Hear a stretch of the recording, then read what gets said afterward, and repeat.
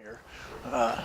Okay, out of this adventure niche that was created some years ago, motorcycling and adventure motorcycling per se, I get asked, and I address it in this book, what is the best adventure motorcycle?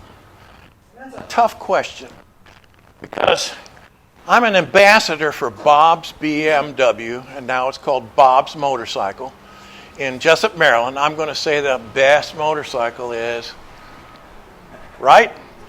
Hip, hip, hooray for Bob's. However, the answer in my book, and I deal with it in several chapters, is really any motorcycle can take you to an adventure. I don't care if it's got ADV on the panels or it's just a motorcycle. Big one, little one. Adventure motorcycling. The term has been floating around for at least 40 years. I get asked who started this concept. To my knowledge, the first time I ever heard the word adventure motorcycling was in 1991. And I was in a BMW shop in Denver, Colorado. There was a guy there that had parked out front a 1957 Cadillac with the fins. And I'm an old car guy. I looked at that Cadillac and said, well, that's cool. And I walked in. Here was a guy at the counter trying to sell the BMW dealer on buying his books. And the dealer said, nah, we can't sell books here. But the guy had a nice display, a little plastic stand-up. And I said, I'll take one of those books.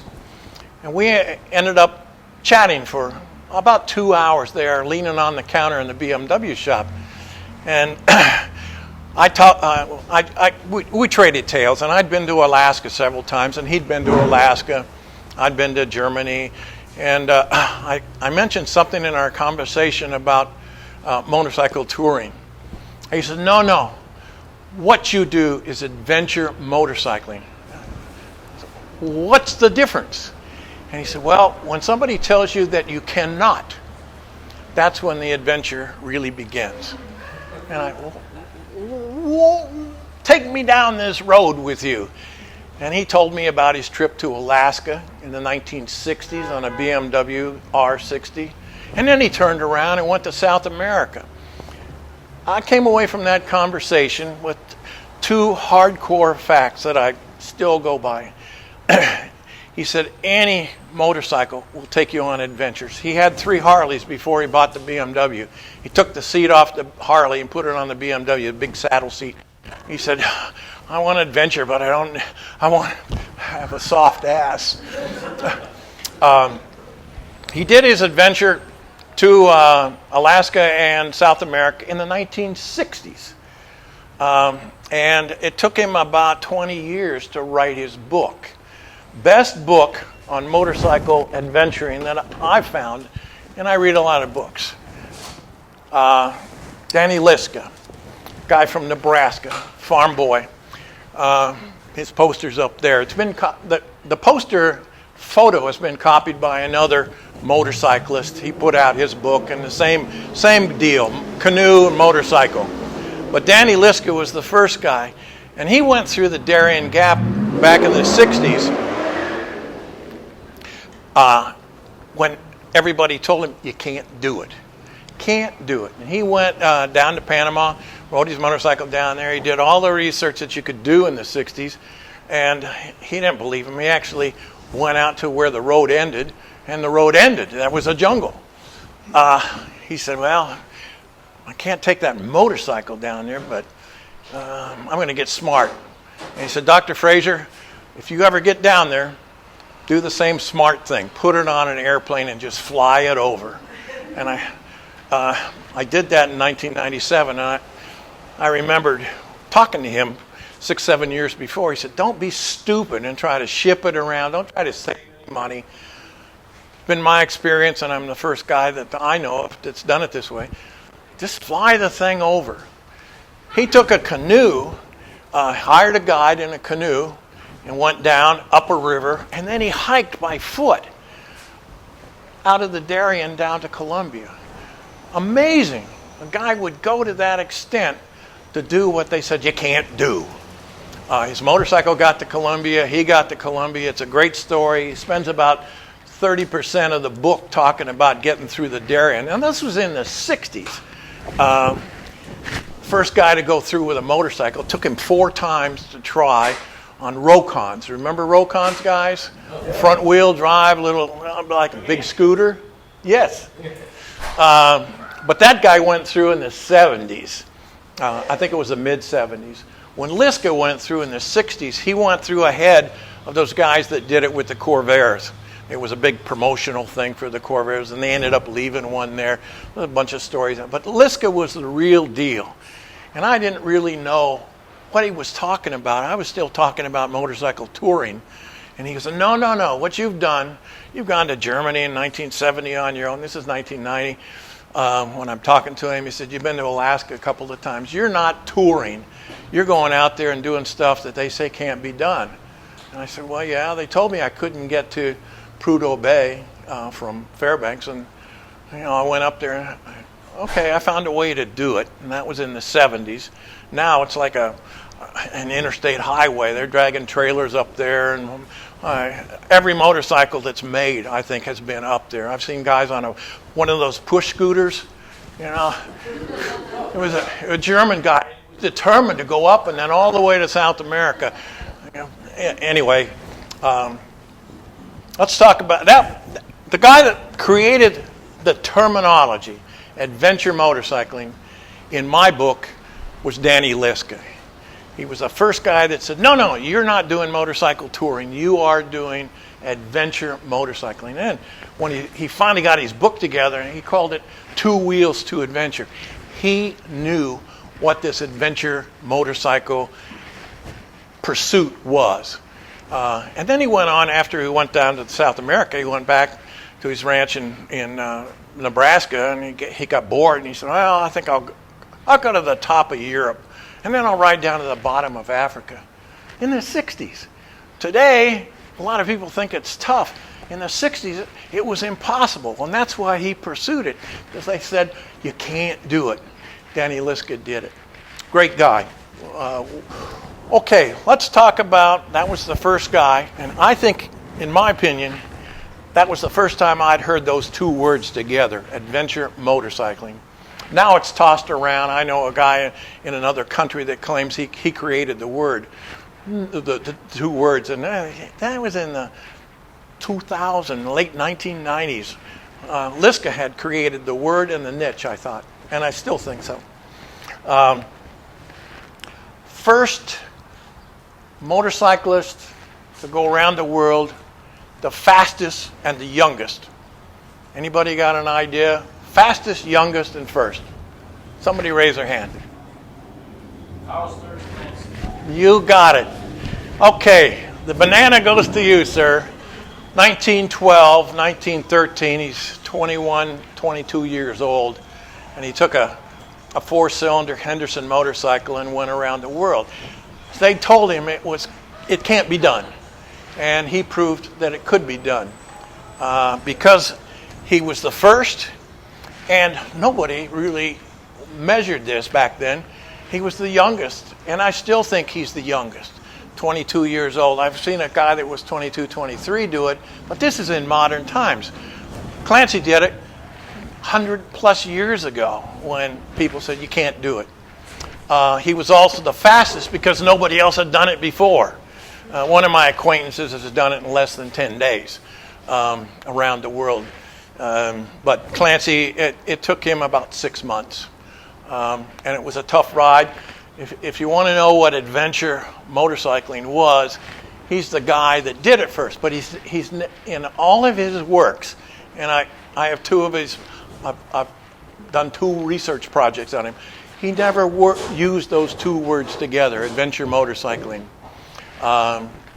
He talks about exploration and journeys, but Liska was the first guy to hoist that flag and say, no, you're doing adventure motorcycling. People say it can't be done, and then you go out and do it.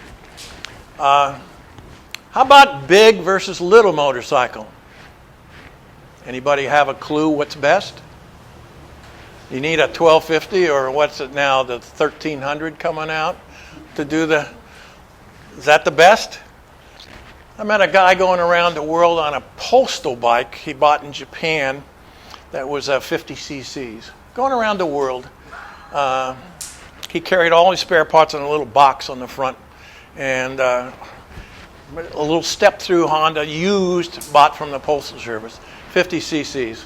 There's a couple guys out there right now on Vespas, 50 cc and plus. Those are little bikes, but it can be done. And then there's the guys with the big bikes. We go on up to, I think I saw a Boss Hog in South America. And fast bikes, there's a guy out there on a Hayabusa now. What is my opinion of the best motorcycle? I want to do it on a Kawasaki H2. That to me is, and I write about this.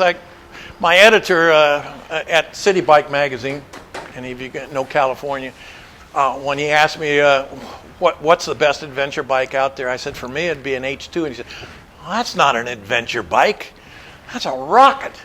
I said absolutely, that's what I want to show up at Dead Horse with. It's an H2.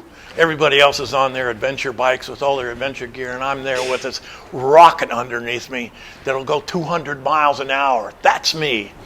Or I want to show up at Ushuaia with an H2. Somebody wrote me the other day and said, well, that can't be an adventure because it's not an adventure motorcycle. And I wrote him back. I said, you get on one of those and you go down the interstate and you clock 200 and you see all the other motorcycles, headlights behind you getting smaller and smaller and smaller. And you're hanging on to this thing at 200 miles an hour and tell me that's not an adventure. As your jimmies are rocking so fast that your vision blurs. That's my definition today of an adventure motorcycle that I want to do it. I won't because I can't afford one. I walked in to a dealer the other day that had one of the 40 that are in the States, and I petted it.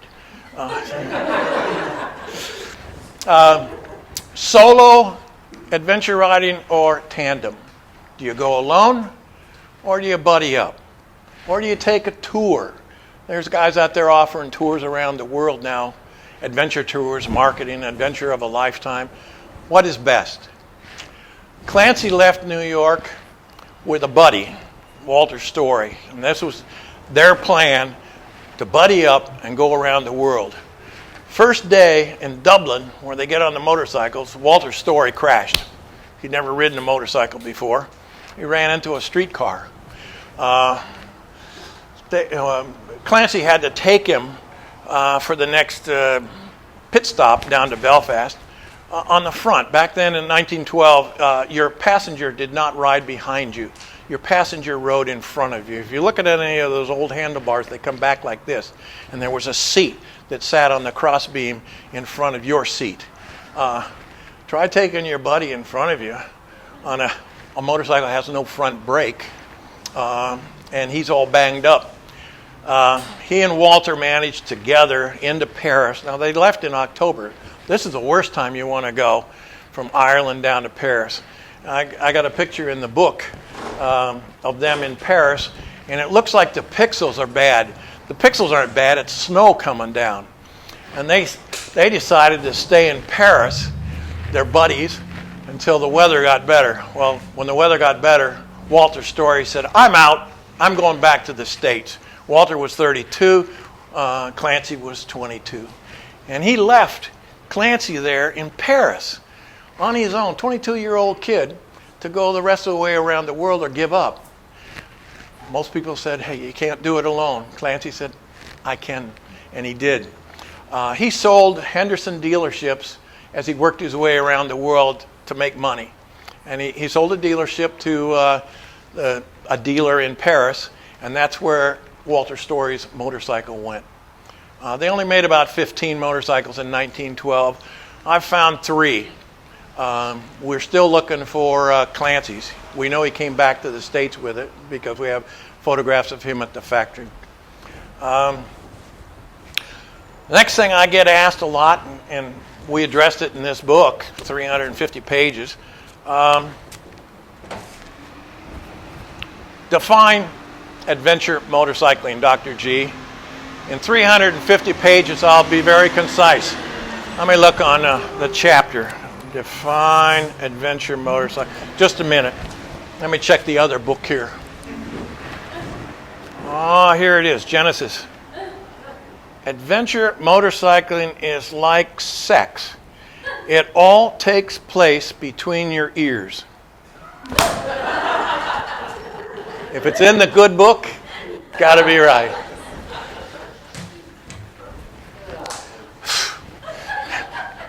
I get asked, where did you get motivated, Dr. G, to pursue this motorcycling?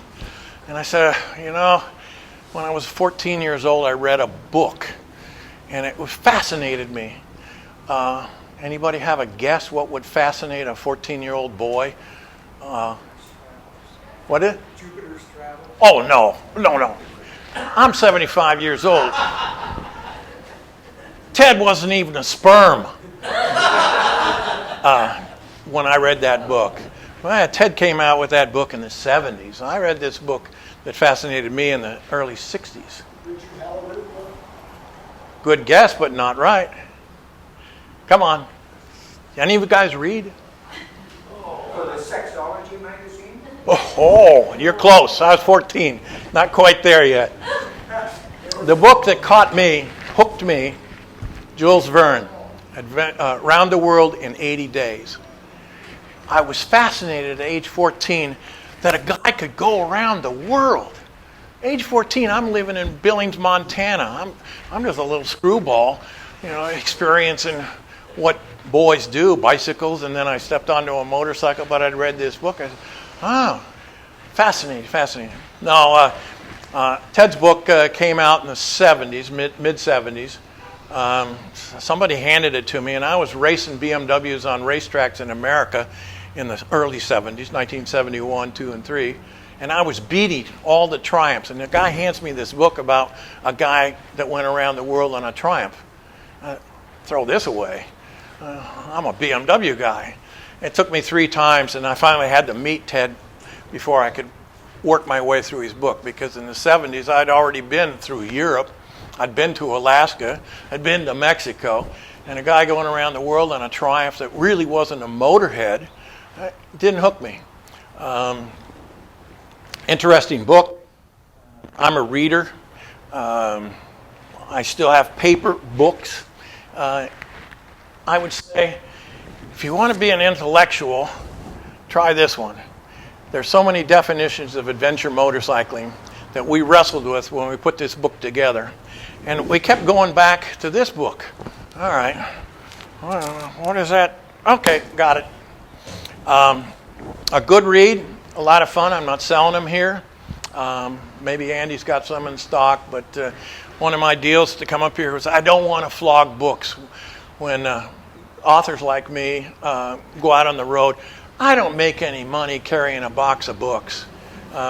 They tell you, oh, Greg, you can show up at the national rally and you can make money selling books. Doesn't work that way. That game disappeared. Danny Liska's book, and that's what he was up to. He was traveling around trying to sell books. He didn't make any money. He had a great book, and it's fascinating that he was able to get it published 20 years after he made the trip.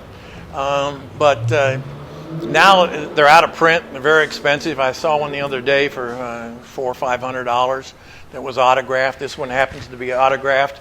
I got him to do that at the counter when I bought it from him for $20 cash. He was happy. I walked away and said, wow, this guy really did a lot of work to publish this book. We're proud to announce that today this book is back available online from Amazon.com. The big gorilla. I make no money. Well, I take that back. This book came out in 1994. We sold a bunch of them. I made a bunch of money in the 90s when we could sell them for $20, and it cost us about $5. We wholesaled them for $10. I retailed them for $20. You play with the numbers. I'm an economist. I made some good money back in the 90s. And then it went out of print. Friend of mine, acquaintance of mine, Paul H. Smith, he's the senior editor at AdventureMotor.com, which is a magazine that I started called AdventureMotorcycle.com. Now it's called ADV Moto. He said, Greg, I saw one of these books unsigned for $400 on eBay. How's that work? We never sold them for more than 20. And he said, they're out of print and it's a good book. Let's just scan it and put it up on the internet. Well, that sounds real simple. Okay. You don't just scan it. I'm the monkey on the keyboard with some camera files. He's the guy that does all the technical work to make it ready. This week it went up on Amazon both as a print book, still $19.95. Digital download, $4.99. It was his idea, proposal. Put it up there forever. It doesn't go out of print once it's up on the big gorilla. The guy that makes money on this book is Jeff Bezos. I make about $4.99. I make $1 on a digital download. By the time it gets through my account and into my fingers, that's probably a quarter. On the print copy, I make $5. Bezos, he makes $15. Now I understand how he's the richest guy in the world in this book game. And that's where they started, Amazon, was the book game. They know it very well. Anyway, Motorcycle Sex. It's a spoof on Freud, and it's still a good spoof on Freud, even though Sigmund Freud is long gone. Many of us, I see the age group here, many of us were raised by one of his accolades, Dr. Benjamin Spock. Any of you remember Dr. I see some smiles. Okay, we're old gray hair. My parents bought that book to raise me and my sibling. And Spock was a follower of Freud. And Freud was out there in left field. He couldn't even become popular in his own country over there in Europe. He had to come to America to sell us foolish Americans on the idea that everything we have to do relates to somehow our mother and sex. Of course, at the end of the day, he'd go sniff his cocaine, which he was a cocaine addict. But anyway, we took it apart back in the 1990s. Happy to announce this morning at the press book launch that it's now available, hopefully forever, on the internet. It's no longer an out of print copy. Finally, I do have some other books. I'm not selling any. This was a fun one, Riding the World. We did it with the publishers of Motorcycle Consumer News. Any of you guys remember that magazine? It was a great magazine. It can't be replicated, that magazine, especially today. But they did this book, and they did a great job. They just didn't know how to market it. But on the cover, hip, hip, hooray, eh? There's my Aerostich boots, jackets, and pants in India on an Enfield. So Aerostich took me around the world on that trip, and we did a book called Riding the World. All right. Let's take a question or two. Anybody? How old am I? Am I single? What's my next goal? What's some of your favorite trips you did? Like, what year was it? Where were you? Were you traveling alone? That's a tough one. Molly, there's never been one favorite. I look back on them, and I was sharing a story earlier tonight with my friends from Maryland here. When I went across Russia in 2002, I was alone, and it's 8 time zones. I was on a KLR 650. The guy that was supposed to pay for the whole trip turned around and ran back to Chicago and D.C. and left me stranded in Moscow with no money. I had $1,000 in my pocket for emergency, but that ain't enough to get you and your motorcycle across Russia, even in 2002, and your motorcycle and you out of Russia back to the United States. So I had to get real creative, either turn around and run home or forge forward. Now remember what Liska said, when they say you can't do it, That's when the adventure begins. And I'm sitting there looking, I'm not going to get me and this motorcycle out of Russia. I may get me and the motorcycle to Vladivostok, but that's where the trip's going to end unless I get real creative. And I did creative. I didn't sell myself, but I camped out in a cargo car across the Zilov Gap, which is now a road. I ate at some of the worst restaurants and food stops. Russians don't really have, they're not known for their dietary excellence. I think that's why they have a fondness for vodka. It doesn't taste as bad after you have a few shooters, and then you chase it down with a few more shooters. But that was a memorable trip. Not the ride across Russia. The 3 days I spent in the cargo car because my money guy had left and I had no money. I went down to the train station and I paid the cargo car guys some black money, and 4 of us lifted the motorcycle up into the cargo car, and I camped out in the cargo car for 3 nights. And it was great. People ask me, what about Russia? What was the best part? Was it the vodka? Was it Moscow? Was it Siberia? I said, no, the best part was the train ride. 25 miles an hour, click, click, click, click, 3 nights. My 2 guys were the vodka salesmen. They had the vodka supply for the whole train. They also didn't speak any English, and I spoke no Russian. I'd paid them, I think, $100 to get me 3 days through the Zilov Gap. And I look back on that trip. That was memorable. Getting across, you can't do it today.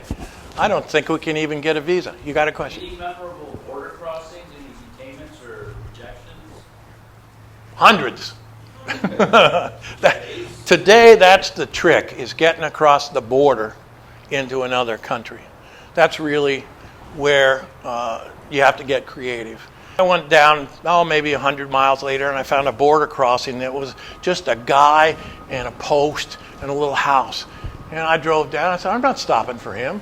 And I went on into Brazil. I'm in. My motorcycle is in.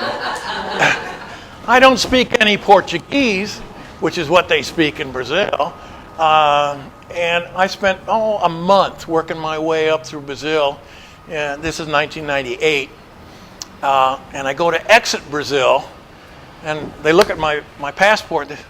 Well, you don't have a visa for us to exit you. What do we do? I sat there for about 6 hours at that, trying to get out of Brazil. And those guys spoke no English, and I spoke no Portuguese. So that was an adventure. Hot, sticky. What do I do? Finally, they called the capital several times, and they said, make him pay what he would normally pay for a visa. Okay, I think it was $90. Okay, and they said, goodbye. Okay, so I drive about 2 miles, and then I come to the Venezuela entry. Venezuela said, how did you get here? You don't have an exit visa from Brazil. We can't give you entry to Venezuela. And I'm stuck in a no man's land between Venezuela and Brazil, and I don't speak that much Spanish, and I'm happy to get out of Brazil, and I'm saying, please, let me in. That took another 5 or 6 hours. It was about a 10-hour day and sitting in little boxes, dealing with guys that were very friendly. To them, I was like, where did this guy come from? They'd never seen, they'd seen other motorcyclists, but here's one without any visa and no paperwork on his motorcycle. So that was 1998. I've had some other adventures at borders, but I don't want to go through that one again. I've also lost a motorcycle at a border. They said, you brought that into the country illegally. I said, oh no. And they said, oh yes. You have to pay the import tax before you leave the country. Well, the import tax was more than the motorcycle was worth. It's now down in Mexico. Somewhere is somebody riding an XR 500 with a Montana license plate on it. Borders are. I'm starting another adventure around the world, and the trick is, for me, getting into these countries and getting back out again, like Vietnam. From Seattle, I'm going to go to Japan, and then Japan to Vietnam, and then Vietnam to Cambodia, Cambodia to Thailand, Thailand. You can't go through Burma. That's one of those words. Can't do it. I've been in Burma before, and I thought, okay, I know how to get into Burma. It's getting across and out. So that's 2 years down the road. I haven't put anything on the internet because I'm not sure I can do it. First, I'm an old guy now. I'm looking at 76 next month. I don't have the usefulness to put up with what I had to do down there in 1998 in Brazil and Venezuela. I'm sitting here saying, nah, I'm not going to sit there for another 10 hours dealing with guys that don't speak my language. So that's the game today, is not the travel, but the transitioning from one continent to the next. Big money, flying motorcycles. Your adventure begins when you start to try to move your motorcycle across water. You ship it, you air cargo it, do you throw it away and buy another one? There are several options. I would say that today your adventure is border crossings and money. How much do you want to pay? Some people ask me, why did you take that R80 GS that you did in 1998 down to South America? Was it a cult thing? I had 5 motorcycles in my stable at the time. That was the one I knew that if they took away from me, it wouldn't hurt. I never paid more than $1,500 for an R80 GS. And that one was beat up. It already had 150,000 miles. I had good road bikes. I didn't want to lose those to fire, confiscation, crash, as I headed through Latin America down to South America. So it didn't even click that this was an adventure motorcycle. I bought it cheap. I rode it to Alaska a few times, around the United States, and then when I got ready to go to South America, I thought, okay, this is one that if I lose, it's not going to really hurt me in the bank. And it made it back. I've since gone to South America 2 more times on motorcycles. I have 2 1983 Honda GL 650s somewhere in South America. I got them down there, but it wasn't worth bringing them back. Again, paperwork, bureaucracy. One is in Uruguay in a museum. The other one is in parts on a guy's front porch in Buenos Aires, Argentina. I just wrote the one in the museum. He still got it and said, oh, yeah, a guy needed a transmission, so we just took your engine and transmission out of your bike. So it's sitting here in a frame in the museum. Empty, no engine, no transmission, but you got a very happy guy riding around Uruguay with your engine transmission. Any more questions? Okay, I'm at the end of my string here. If no questions, I'm going to say, here is the free stuff, because I know you guys like free stuff. Free business card. I'm not selling books, but if you want to buy the book, here's how to get it. Kawasaki trip around the world. Kawasaki put this out about how I did it. And there's pictures of Russia on that KLR. That KLR is down the road 6 hours, 7 hours from here, sitting in the National Motorcycle Museum. I gave it to the museum because I was happy to get it out of my garage. I didn't have to push it around anymore. And the museum's going out of business on September 5. That motorcycle, I saw it yesterday. It's got N65, so it goes up on auction number 65 on September 5th. I'll be curious if any of you guys see how much it brought and where it went. Drop me an email. And then finally, free stickers. I got 10,000 of these around the world. When I first came out with this book, one of the marketing ploys was this sticker that used the image that I created for the front of the book. And instead of calling it Motorcycle Sex, I called it Motorcycle Sexpedition. It's all fun.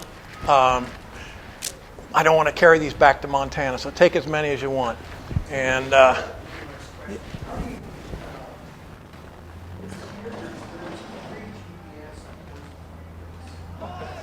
I use maps, paper maps. I am not a GPS guy. A guy gave me one in, Tourtech, a company in Germany.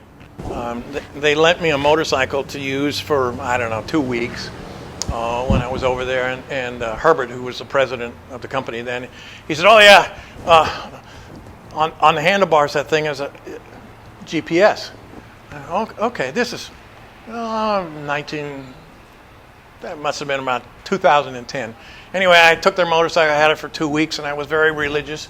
GPS, I took it off every night and took it into the hotel so nobody'd steal it. I brought it back. He said, how'd the GPS work, Dr. G? And he knows me pretty well. I said, I never figured out how to turn it on. He said, well, that's good because there's nothing inside. It's just a case. So does that answer your question? Pre-GPS? This year I had to buy a phone in April when I came back to the States. And I guess I can GPS with the phone, but I'm not there. I'm old school. Sometimes we find roads that actually were planned but not built.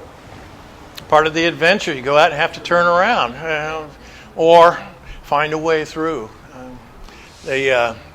It's fascinating. I have used the GPS twice. And once was in Fairbanks, Alaska, and the guy handed me the GPS. And he said, you'll be able to figure out somewhere on that thing where the car wash is, because we'd come down from Prudhoe Bay and our motorcycle was just dirty. And I fiddled with it for about 10 minutes, and I found places to buy pizza. Fairbanks, it's a good thing. But I eventually found a car wash. So good thing. And the second time I used the GPS was in Laos. A guy said, Greg, you need to get with the 21st century. And he said, and he set it up, put it on my handlebars, and he said, okay, I'm taking your paper map away. We're going to ride for the next day in Laos, following you and your GPS. And I stopped after about an hour. I said, I'm not getting it. Because this lake that was supposed to be on our right, that I was supposed to be going around, there wasn't any lake. It was showing on the GPS. Well, it's a dry season. There's no water in the lake, but didn't click up here. Any other? Oh, got it. I missed most things, but I have a question. How do you deal with language? Did you talk about that? Good question. I had it earlier today. I went to Germany in 1970. Flew to Munich and picked up a new BMW motorcycle, and all I had in my language skills was some high school French, which in Germany is useless. I picked up the motorcycle. I traveled France, Spain, Portugal, England, all over Italy. I couldn't get past. Anyway, I spent about 6 weeks in Europe not speaking any of the languages. And I managed. I got back to America. I got my motorcycle back to America. And I realized that language should never be a barrier. Don't let that be something that somebody says, well, you can't go to Portugal because you don't speak Portuguese. Or you can't go to Japan. Andy and I have been to Japan. They speak very good English, but they don't use it very much because they're afraid of, I say this culturally, I'm told that they're afraid to make a mistake. And I don't speak any Japanese. Russia, I didn't speak any Russian. Brazil, some American guy gave me, his wife actually wrote down 17 words written that I used to get through Brazil in a month. I tell people I spoke a little Spanish, but Portuguese is like they fill their mouth full of marbles and then they speak. And that's the way Portuguese come out. But I don't consider language a problem or a barrier. It's just, and I would guess probably 50% of the world now speaks English. I go to countries where nobody that's over 60 speaks any English, but everybody under that has been taught it. Like in Thailand, where I live in the winter, I don't speak Thai, and I've been there 24 years. I get by in Burma. I've been in Burma. I don't speak any Burmese. I can't even understand the letters. So then how do you deal with being lost? Or trying to find something? Okay. My grandfather was the second American Indian doctor in America. And when he graduated from medical school, did his residency, the Bureau of Indian Affairs hired him, said, please work with the Indian people, and sent him to Rosebud, South Dakota, where he worked in the hospital. This is back, got to be early 1900s. Anyway, because he was a physician, they provided him a house, and the house came with an outhouse. And because he was very hygienic, he said, well, we got to have a light in the outhouse. My wife, my kids, whatever, go out to the outhouse at night. So I tell people that my grandfather was the very first guy to wire ahead for a reservation.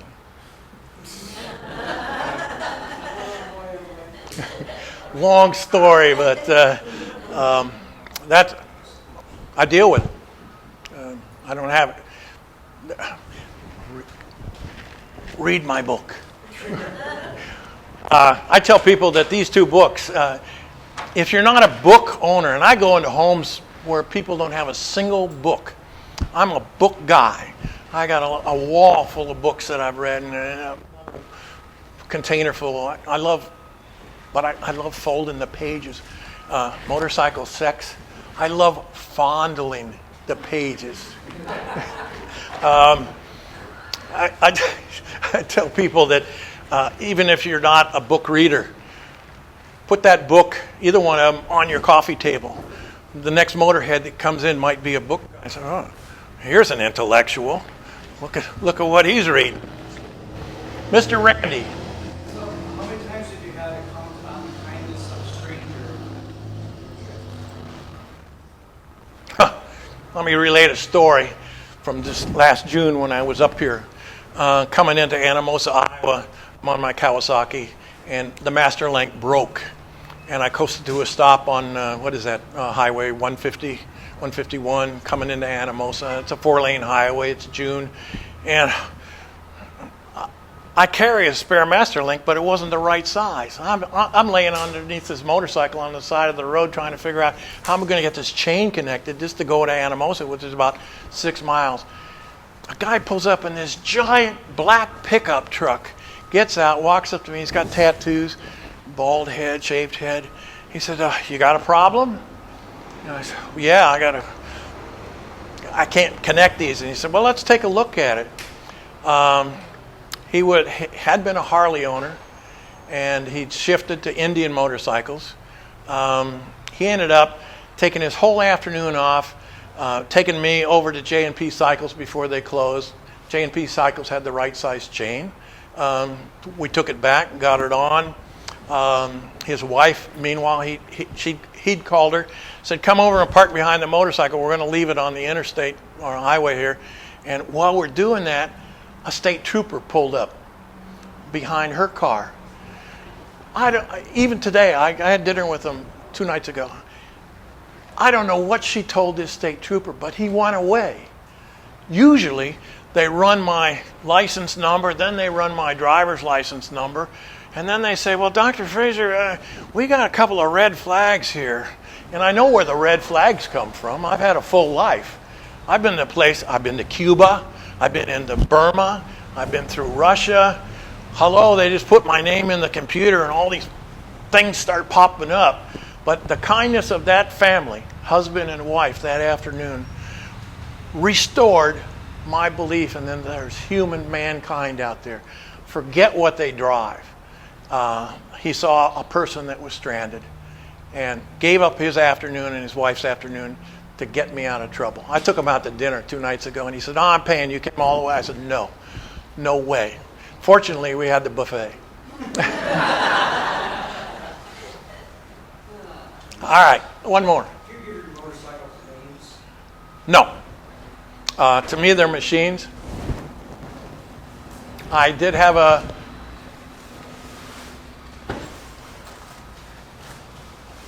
I do genderize a couple.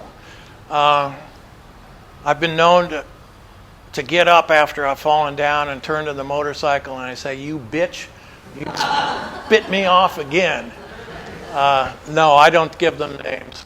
They're machines. I have a relationship with... That's what I was saying, that you have a relationship, not to call them a right name. No names. Last year in April, I gave away a BMW K100 that I'd kept in Germany since 1986. And I traveled all over Europe with it. But I hadn't used it for the last 10 years. And we fished it out of the barn, and the guy was helping me put it on the trailer, and then we're going to haul it up to Stefan Knopf's place, and I gave it to him. And the German guy said, "Before we haul it away, Dr. G, do you want to spend a few minutes with it?" Man, I spent 100,000 miles with it. Sayonara, au revoir, goodbye. I want to spend a couple of minutes with it. I can see beyond my hands and knees. Oh, but I traveled with a guy, and I've seen him personally. The French guy, Quebec up to Alaska, and every night he'd go out and put a beer in front of his front wheel. He said, "Got to take care of your horse." Whether it counted or not, he got up there and back. But no, the answer is, I don't personally. I don't have any reason why I don't. Just never have. Other than you spit me off again. Up. How many motorcycles do you currently have? God, you tag me. It's embarrassing. Probably 40 left in the global stable. I was at 50, 55, and when you get older, like me, you realize you spent 70 years collecting stuff, and now we haven't got enough time to use it, so we start getting rid of it. In the last 2 years, I sent 6 went off to England, and they didn't have to be titled. They were going to be parts bikes. That's what kind of junk I had in my stable. And I sold an Indian to a guy in Asia. I sold another Indian to a guy in Chicago. I got 3 more that next month I want to go out. But I made a rule, personal rule, 3 years ago. I said, 5 must go out of the stable before 1 comes in. I walked by a Goldwing that was on sale on the sidewalk, and I couldn't pass on the deal. But 6 had gone to England, so the Goldwing came into my stable. I can't pass a deal, but I'm culling the herd. Let's put it that way. I'm too old and the paperwork, we talked about this, to keep a couple of them on the road, and the game with the computers now. It is almost prohibitive to have these collections other than sitting and collecting dust.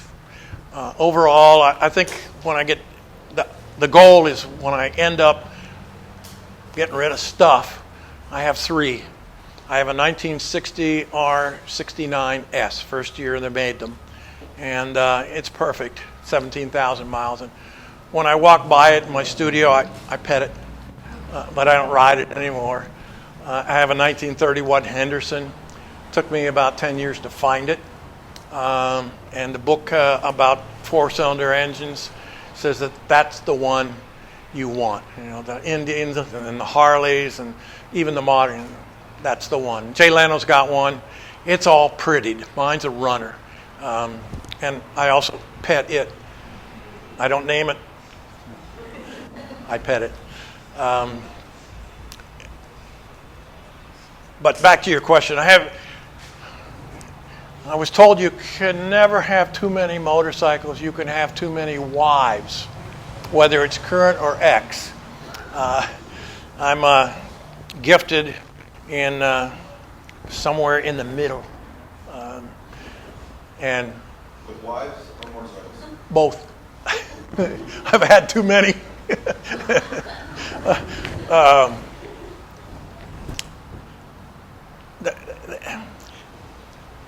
We as Americans are consumers. I travel around the world. We are consumers. And I love America.